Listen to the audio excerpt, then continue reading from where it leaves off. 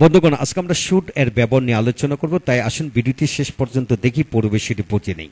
আজকের ভিডিওটি Khan method a complete book of written spoken English grammar এই বই থেকে নেওয়া হয়েছে। এই বইটি সম্পূর্ণ বাংলা অর্থসহকারে এবং ভিডিও লেকচার আলোকে তৈরি করা হয়েছে। ইতিমধ্যে এই বইটির উপর 500টি মতো ভিডিও লেকচার তৈরি করে ফেসবুক, ইউটিউবে আপলোড দেওয়া হয়েছে। প্রতিটি ভিডিও আপনাদের কাজে আসবে এবং ভালো লাগবে। এছাড়া যাদের ভিডিও লেকচার দরকার কমেন্টস করুন, কোন ধরনের ভিডিও লেকচার আপনার দরকার সেগুলো আমাদের কাছ থেকে প্যান ড্রাইভের মাধ্যমে নিতে পারবেন। এখন আসুন শুট এর ব্যবহার আমরা শিখতেছি। তো প্রথমে আমরা জেনে নেব শুট ইংরেজিতে 20টি গঠনে বাক্য রয়েছে, সেগুলি ভেঙে ভেঙে আমরা শিখব। লক্ষ্য করেন এখানে কিভাবে শিখবেন। যে সকল বাক্যের শেষে উচিত শব্দটি থাকবে তাদের সাথে শুট বসাতে হবে।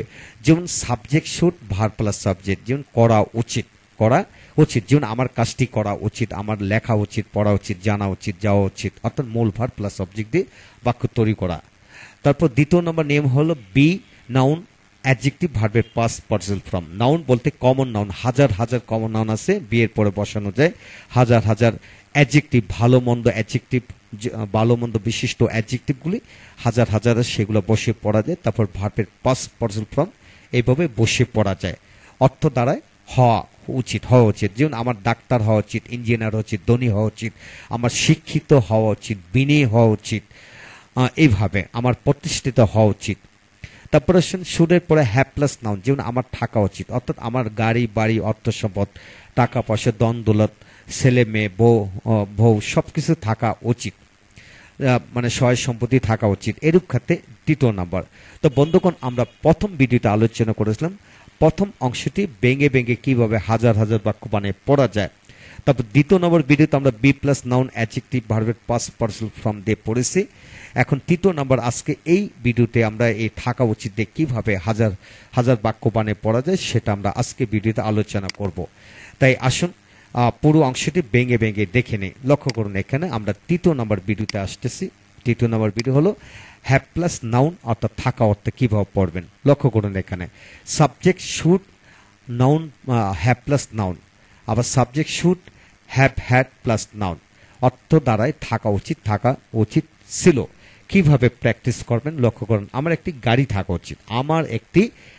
থাকা উচিত, আমার অনেক জ্ঞান থাকা উচিত, বা তোমার অনেক জ্ঞান থাকা উচিত। শহরে আপনার একটি বাড়ি থাকা উচিত। অর্থাৎ কোনো ব্যক্তি বস্তু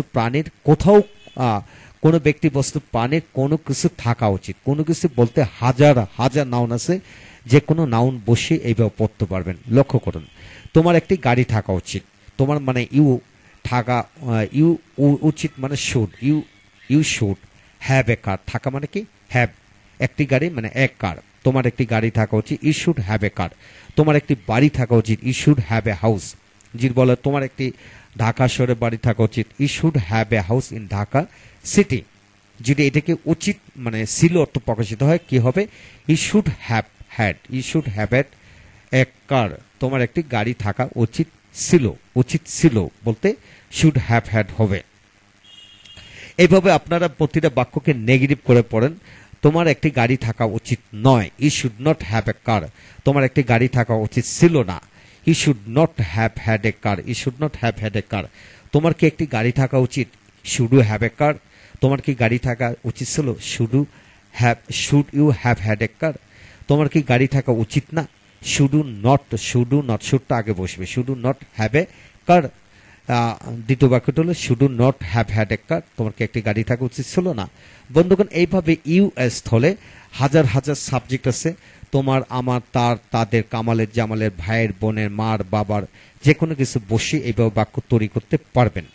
এখন আসেন পরবর্তী নিয়মটি লক্ষ্য করুন। এখানে আমার তো একটি গাড়ি থাকা উচিত না, নেগেটিভ অংশ, you should not have so many curse.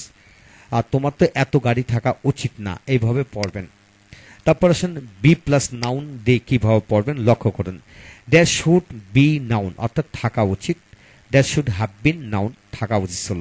তো বন্ধুগণ, এখানে লক্ষ্য করুন, এইটা থাকা উচিত ছিল, এখানে কিন্তু একই অর্থ, থাকা উচিত ছিল।